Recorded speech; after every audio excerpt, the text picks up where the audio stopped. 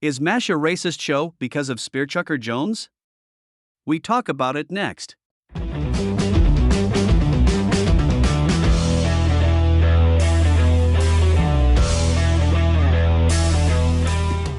Before we begin, I want to remind you that if you love comics and pop culture as much as I do, you'll subscribe to my channel and ring the bell to stay informed of upcoming videos. Please share this video, as that will help me gain subscribers as well. I also have my own franchises, Adolescent Radioactive Samurai Platypi and Carl Vincent Vampire Hunter. The latter has been picked up by Cutthroat Comics. Check the links below for more details and the link to Dracula Rising, which is available on Amazon. Here's some great artwork from Raphael Lanohouse from the origin story Foul Blood. Once again, available on Cutthroat Comics. See the links below. I also have a book which is a collection of my reviews and columns called Comics, Pop Culture, and Politics.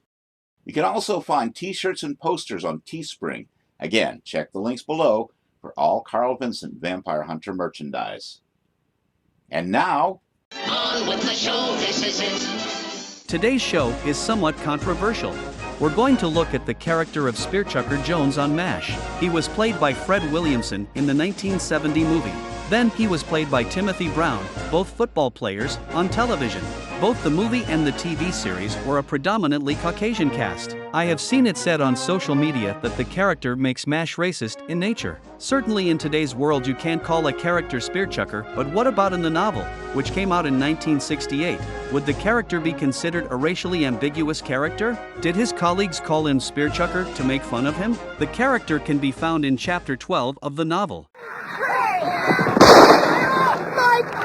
They shot him! Hot lips, your incredible nincompoop is the end of the quarter. His full name is given as Oliver Wendell Spearchucker Jones. To deal with boredom, Hawkeye, Trapper, and Duke Forrest discuss putting together a football team. Hawkeye suggests bringing Spearchucker into the team, so they persuade Henry to request for a neurosurgeon, specifically Spearchucker, for the 4077th as a ringer for their football team. We leave him out of the first half of the game. We bet half our money.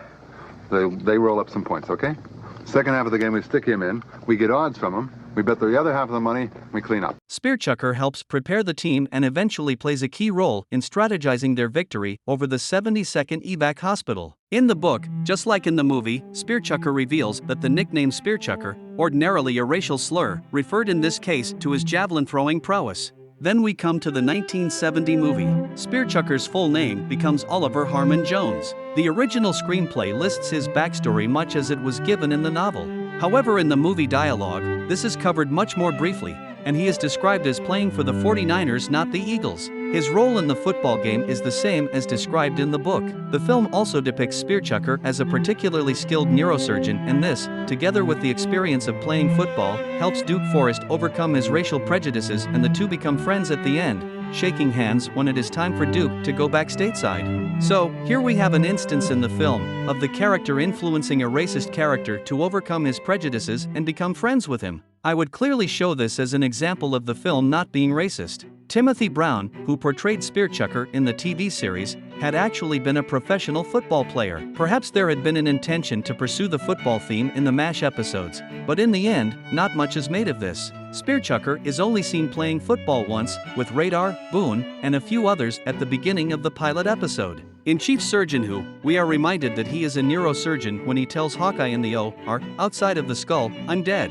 Hawkeye gives him advice on how to deal with a pancreatic injury which contradicts Frank's, much to Frank's annoyance. Later, when General Barker is searching the camp for Henry, he stumbles into a tent when Spearchucker is playing strip dominoes with Ginger, though this scene tends to be omitted from most syndicated airings. In The Moose, Spearchucker has his most significant role. Here he helps Hawkeye and Trapper demystify young Hai and teach her independence and self-confidence. He tells her that when she meets people, she must not look down. Spearchucker also gets a lot of screen time, if not a lot of lines, in Henry Please Come Home. In I Hate a Mystery, Spearchucker starts the episode playing poker with Hawkeye and Trapper. Later, following the spate of thefts, he is among the MASH personnel who are summoned by Hawkeye to the mess tent for an Agatha Christie-style gathering of suspects. The last appearance of Spearchucker as broadcast is in Germ Warfare, where he helps the North Korean POW settle into Hawkeye's cot in the swamp after Frank wants him out of post-op.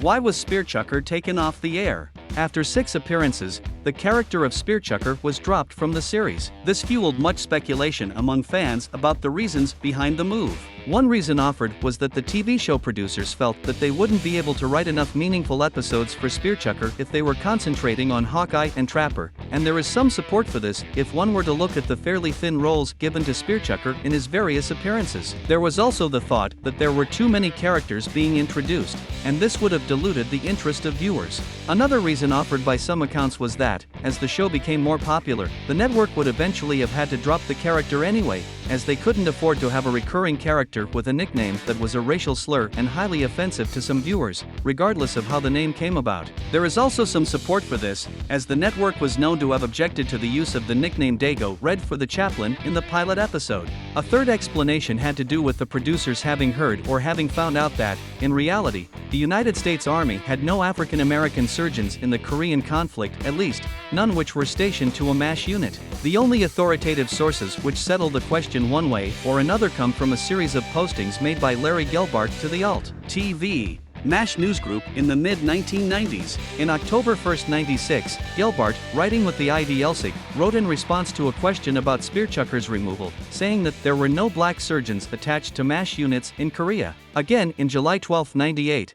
As it turns out, the producers were mistaken, but it took a long time for the facts to emerge. Research in recent years have shown that there were at least 2 black surgeons in MASH units during the Korean War. In 2012, Wilson et al., in an article for the Journal of the National Medical Association, recounted the career of Alvin Vincent Blunt, Jr., who not only served as a surgeon in the 8,225th MASH during the Korean War, but for a time, was the chief of surgery in the unit. The same article mentioned that the dropping of the Spearchucker Jones character by MASH was an attempt to maintain historical accuracy based on a long-held view which led to the participation of black surgeons in the Korean War being misrepresented and inaccurately chronicled in popular culture. At some date after 2002, the Korean War Educator website also published an online memoir by Harold Secker of Wharton, Texas, a surgeon who served in the 8,055th MASH during the Korean War. Among his tentmates, Secker mentions a Captain Miles, a black surgeon from Virginia. It must be noted, however, that at the time MASH was being written, research into the specifics of the Korean War was extremely difficult. The broad strokes of history might have been written,